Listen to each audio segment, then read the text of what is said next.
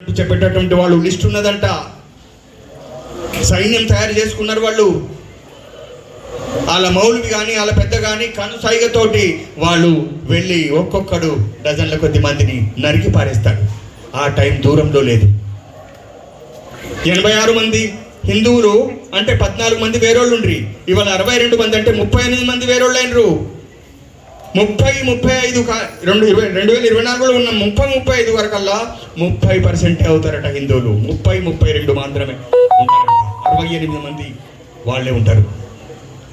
ఇంకొక 5-6 సంవత్సరాలు ఆగితే 2040 దాటిన తర్వాత 2040-42 ప్రాంతం లోపల కేవలం 10-11 హిందువులు మాత్రమే ఉంటారట 100లో. ఆ రోజుల్లో మళ్ళీ వాళ్ళ చెప్పు కింద నలిగిపోయేటటువంటి దుస్థితి మనకు రాబోతుంది. ఇది సత్యము, ఇది నిత్య సత్యము. ఇది ఎవరో తెలిసి తెలియనటువంటి వాడు చెప్పిన విషయం కాదు. అంతర్జాతీయంగా ఇంటర్నేషనల్గా సర్వే చేసినటువంటి వాళ్ళు, పరిశోధనలు చేసినటువంటి వాళ్ళు, చక్కగా సూక్ష్మంగా లోతుగా స్టడీ చేసినటువంటి వాళ్ళు తెలుసుకొని చెప్తున్న విషయం. కాబట్టి 2040 is not far away. It is very near. We are living in 24. We have to add only 16 years.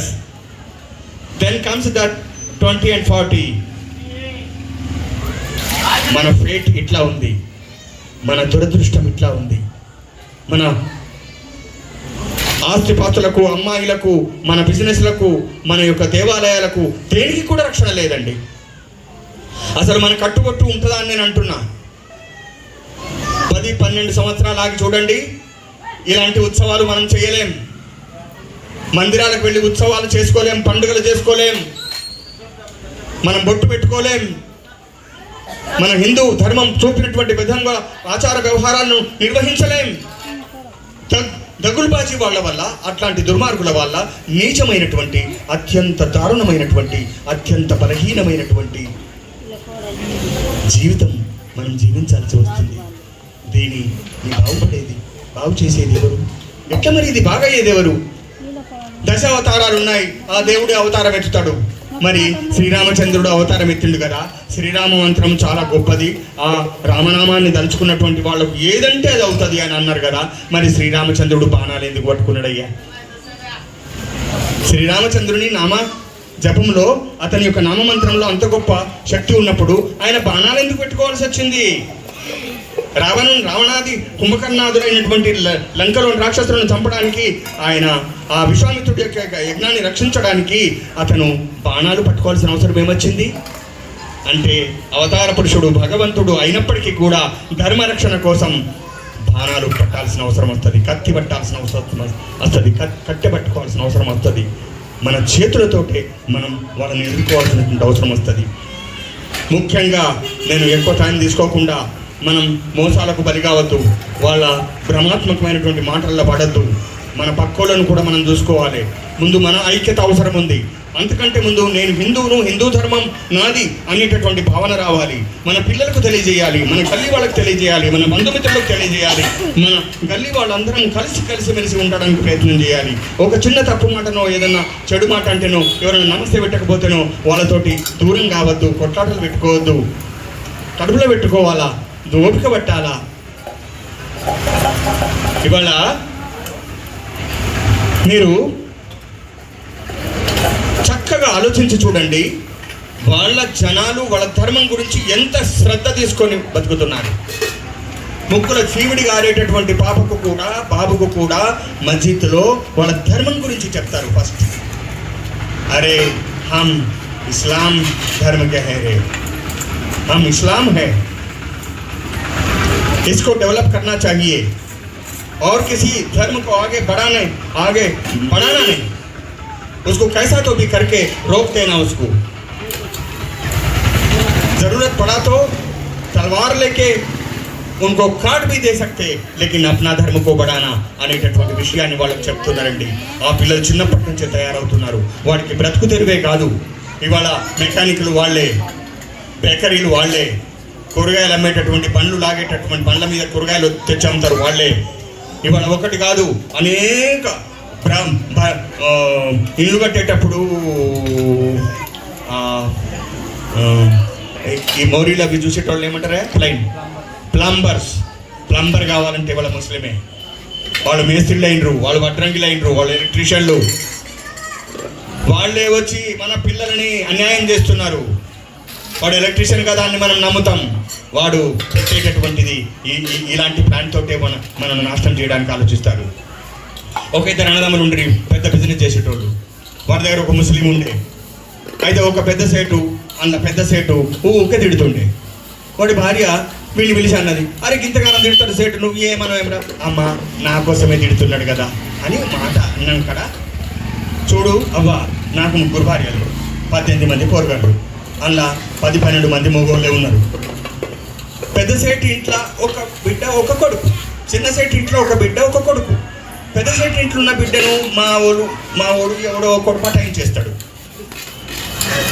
ఆడింట్లో ఉన్న ఒక్కోడే కదా, నాకు 10-12 మంది మగవాళ్ళు ఉన్నారు, వాడిని కథం పట్టిస్తారు. చిన్న సేటు ఇంట్లో కూడా అంతే అవుతుంది. ఇక్కడ ఉన్న ఆస్తి పాస్తులు కోట్లాది రూపాయలు ఎవరికైతే అమ్మా, నాకే. కాబట్టి నా కోసమే తిడుతున్నాడు, నేను ఎందుకు బాధపడతా, ఆయనతోటి ఎదురెందుకు మాట్లాడతా అనే మాట మాట్లాడేట. అంటే వాడి లోపల ఇంత దుర్గుణం, ఇంత దౌష్ట్యం, ఇంత దుర్మార్గం ఉన్నది. ఇవాళ మీరు ఎక్కడన్నా వెళ్ళి చూడండి, అదే రకమైనటువంటి ప్రవర్తన వాళ్ళలో ఉంది. అమాయకంగా ఉండే ప్రవర్తన మనలో ఉంది. ఇదే మనం నాశనం చేస్తుంది. మనం జాగ్రత్త పడవలసినటువంటి అవసరం ఇదే, సందర్భం కూడా ఇదే. మనం తెలుసుకోవడమే కాదు, హిందూ ధర్మం నాది, నేను హిందూ ధర్మ ఛత్రఛాయ కింద బతుకుతున్నా, దాని రక్షణ నా బాధ్యతనే. నేను రక్షణ చేయకుండా కళ్ళు మూసుకొని ఇట్లనే ఉంటినంటే నా జాతి, నా కుటుంబము, నా వ్యక్తులు ఎవరు వీలకుండా పోతారు అనేటటువంటి ఒక సత్యాన్ని తెచ్చుకోవాలా, గుర్తు చేసుకోవాలా. కనుక ఇవాళ మన ధర్మం గురించి మనం జాగ్రత్త పడాల్సిన అవసరం ఉందని మనం ఆలోచిస్తున్నాం అంతే. మీకు తెలియని విషయాలని కావమ్మా, మీ అందరికీ తెలిసిన విషయాలే ఇవి. కానీ ఒకసారి పంచుకుందాం, పవిత్రమైనటువంటి ఆ గణేశుని ప్రాంగణంలో ఒకసారి మనం పంచుకుందాం ఈ మాటలని చెప్పేసి మాట్లాడుకోవడం తప్ప అంతకంటే ఎక్కువ ఏం లేదు. పాకిస్తాన్ ఏర్పడినప్పుడు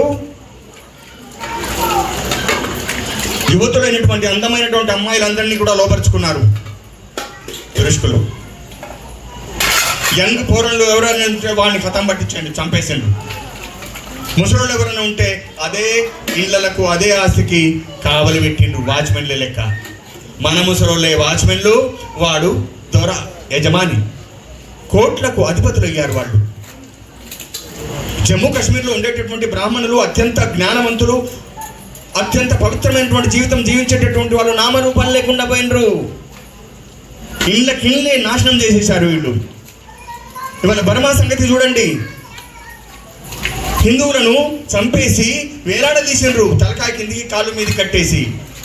ఇంతటి దారుణమైనటువంటి పని చేసేటటువంటి వాళ్ళని మనం ఇవాళ నమ్మాలనా? వాళ్ళ విషయంలో మనం జాగ్రత్త పడాలనా వద్దా? తిరస్థాన్ని మోసపూరితమైనటువంటి మాటలు చెప్పేసి వాళ్ళ మతంలోకి లాగుతున్నారు, వాళ్ళ సంఖ్యను పెంచుకుంటున్నారు, మనను దించేస్తున్నారు, మనం పనికి రాకుండా చేస్తున్నారు. వాళ్ళని నమ్మాలనా? ఒక అమ్మ వస్తుంది, అవ్వ నీకు కడుపు నొప్పి పెట్ట కదా, నేను బాగా రోజుల నుంచి, అవ్వ బిడ్డ నాకు కడుపు నొప్పి ఉన్నదే. మరి డాక్టర్ ఉన్నారుగా, మా మనమని చూపించిండు, నా కొడుకు చూపించిండు, నా కోడలు అయితే ఎప్పుడు నాకు టైంకు మందులు ఇస్తుంది అని చేస్తుంది, కానీ తగ్గుతలేదే. అమ్మ నేను ఒక నూనె ఇస్తా అని చెప్పేసి ఇచ్చేసి, నేను మళ్ళీ 2 రోజులకు వస్తా అని చెప్పేసి, అమ్మ జర తగ్గింది కదా. మనం అవతలి వ్యక్తి మనసును నొప్పియం, అవునే జర తగ్గిందని ఇస్తాం అంతే. వాడిని సంతోషపెట్టాలన్నా. ఇదే మన దరిద్రం, పరమ దరిద్రం ఇదే. అవతలి వాడిని గౌరవించడం, అవతలి వాడిని అది పాముకు పాలు పోసినట్టు అనే మాట నేను అన్నాను చూడండి. వాడు పామై కట్టడానికి వస్తే ఇది నాగదేవత అని చెప్పేసి దానికి పాలు పోసి దానికి మొక్కుకుంటా చుట్టూ తిరిగితే అది కుట్టకుండా ఉంటుందా? ఇలాంటి పరిస్థితుల లోపల పాకిస్తాన్లో జరగడమే కాదు, బంగ్లాదేశ్లో కూడా చూస్తున్నాం. ఇవాళ ఈ దేశంలో కూడా లవ్ జిహాద్ అని ఒకటి ఉన్నది. ఆయా ఇళ్లలోని కాలేజీలు చదివే అమ్మాయిలు ఎంటెక్, బీటెక్ చదవని, బీకామ్, బిఏ, బిఎస్సీ ఏదైనా చదవనివ్వండి, హై స్కూల్ చదివేటటువంటి వాళ్ళు అమ్మాయిలను లోపరుచుకునేటటువంటి టెక్నిక్స్ వాళ్ళ దగ్గర ఏమున్నాయో అంతటి ప్లాన్డ్గా వాళ్ళని లోపరుచుకుంటున్నారు. ఇవాళ ఒక మహానాయకుడి యొక్క బిడ్డ ఒక ముస్లిం వేసినటువంటి వలలో పడింది. ఎంత సంజాయించి దానికి సంజాయించిన వీళ్ళని రూమ్లేసి గట్టిగా పూజ చేసిన బొక్కలు ఇరిగేటటువంటి విధంగా తన్నిన వాడు అనడు. ఈ అమ్మాయిని వచ్చి అడిగితే నేను ఆయన్నే చేసుకుంటా. ఇంకా ఎవరండి రక్షించేది? చదువుకున్న అమ్మాయి. ఇంకొక అపార్ట్మెంట్ లోపల ఒక ఆమెను ఇట్లానే లోపలికి చేసేసి 5-6 నెలల లోపల ఆమె గర్భవతి అయింది. ఇంకో సంవత్సరము 12 నెలలో 16 నెలలో 15 నెలలో ఉన్నాడు. ఆమెకు ఒక అమ్మాయిని పుట్టించాడు. అమ్మాయిలు అంటే తల్లిదండ్రులకు ప్రేమ కాబట్టి దాని పేరున 2 ఎకరాలు, ఒక బిల్డింగు, ఇంత బంగారము, ఇన్ని పైసలు దాని మీద రాశాడు. అవన్నిటిని వేసుకున్నాడు. మాయమైపోయింది వాడు, లేకుండా పోయింది వాడు. ఈ అమ్మాయి పరిస్థితి ఏం కావాలా? జస్ట్ మాధవనగరం పోయేటప్పుడు అపార్ట్మెంట్లో ఉన్నటువంటి విషయం చెప్తున్నా నేను. బసవ గార్డెన్ దగ్గర ఉన్నటువంటి ఇంతకుముందు విషయం నేను చెప్పాను. ఒక నాయకుడి యొక్క బిడ్డ పరిస్థితి ఏం కావాలా? కాబట్టి అమ్మాయిల విషయంలో ఇంతటి ద్రోహం చేస్తున్నటువంటి వీళ్ళను ఇక మనం తినే బిస్కెట్లు, మనం తినే పండ్లు, మనం తినే డబల్ రొట్టెలు ఉంచి చేస్తున్నారట వాళ్ళు.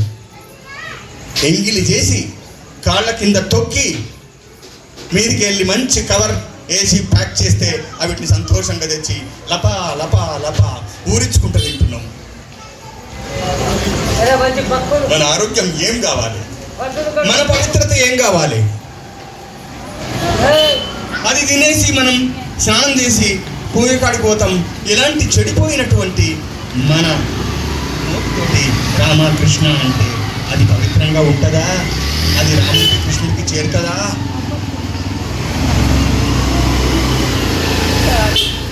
కాబట్టి ఈ క్రిస్టియన్ విషయం నేను మీకు చెప్పి వదిలేసిన 2 రోజుల తర్వాత వాడు వచ్చి, అమ్మా నేను ఇంకో పౌడర్ తెచ్చినా, ఇది క్రీస్తు పౌడర్, ఇది ఈ నూనె చర్చిలోకి వెళ్ళి తెచ్చినది అని నేను ఇంకో వారం తర్వాత వస్తా అంటాడు.